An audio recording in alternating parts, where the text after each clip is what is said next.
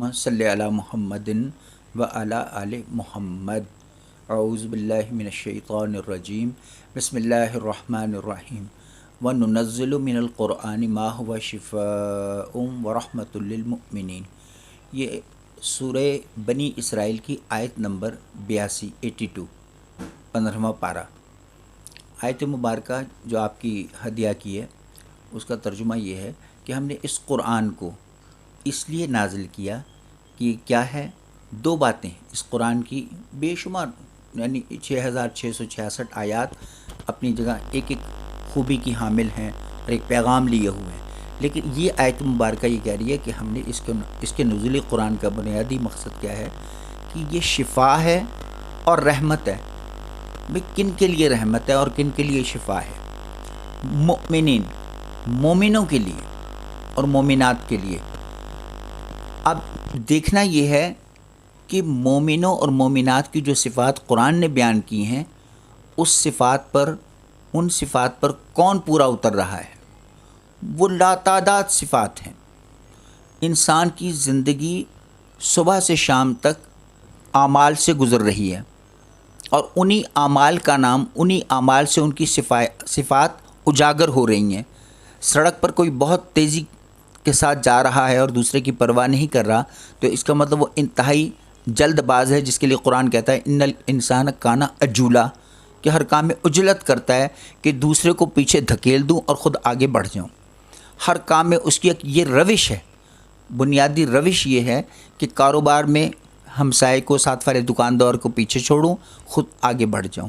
ہمسایہ بھی یہی کچھ کرتا پھر رہا ہے، رشتہ دار بھی یہی کچھ کرتے پھر رہے ہیں کہ عجلت سے کام لے رہے ہیں۔ تو مومنوں کی صفات میں بے شمار صفات ہیں، نماز کی پابندی بھی ہے، طہارت بھی ہے، ہمسایوں کے حقوق بھی ہیں، اور اللہ کی راہ میں خرچ کرنا بھی ہے، اللہ کے احکامات کی پابندی ہے، وغیرہ وغیرہ۔ یہ سارے لوگ جانتے ہیں، کم تولنا، ذخیرہ اندوزی نہ کرنا۔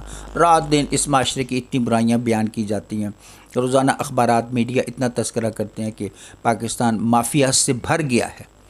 ہر گروہ جو عوام دشمن گروہ ہے، سماج دشمن گروہ ہے، وہ کیا ہے؟ مافیا ہے، جو غلاظت میں ڈوبا ہوا ہے۔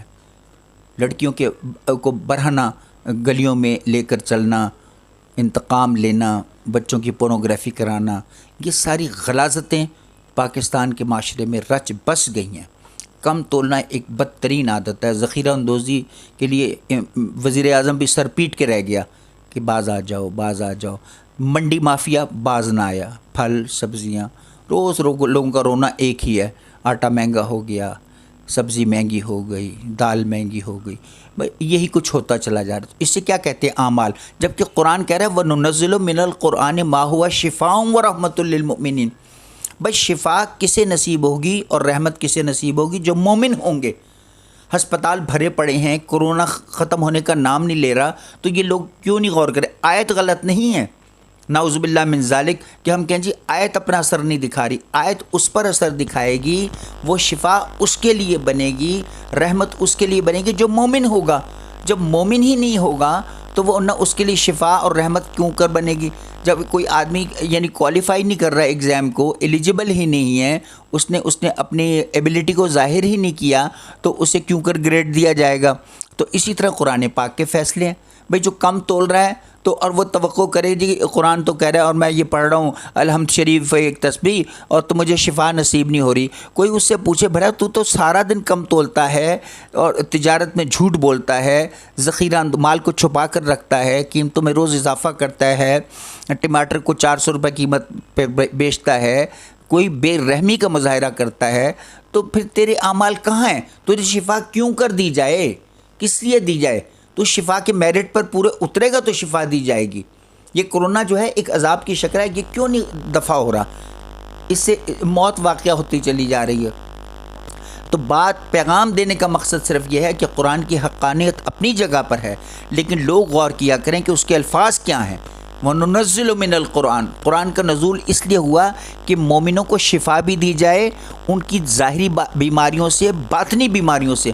باطنی بیماریاں کون سی ہیں؟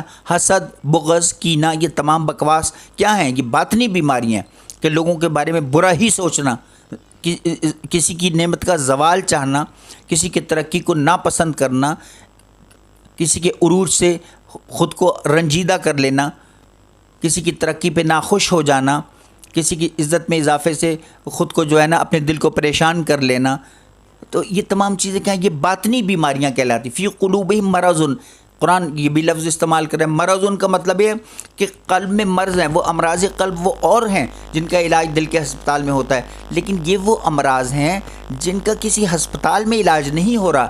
اس کا علاج خود سے ہی کرنا پڑتا ہے، اپنے اعمال کی درستی سے.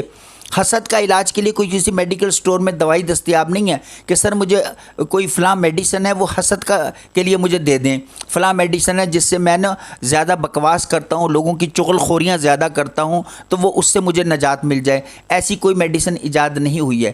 جو یعنی باطنی خرابیاں انسان کی اور ظاہری خرابیاں، ان دونوں کو دور کرنے کے لیے اللہ ہی سے رجوع کیا جا سکتا ہے، استغفار کیا جا سکتا ہے اور اپنے ارادے کو پکا کیا جا سکتا ہے. تب اللہ تعالیٰ ساتھ دے گا، تب یہ آیت بھی اثر کرے گی.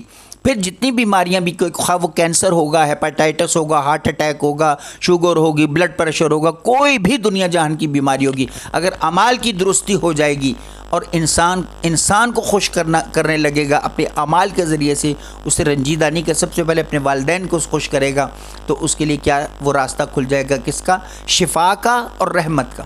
سبحان ربک رب العزت عما یصفون وسلام علی المرسلین والحمد للہ رب العالمین.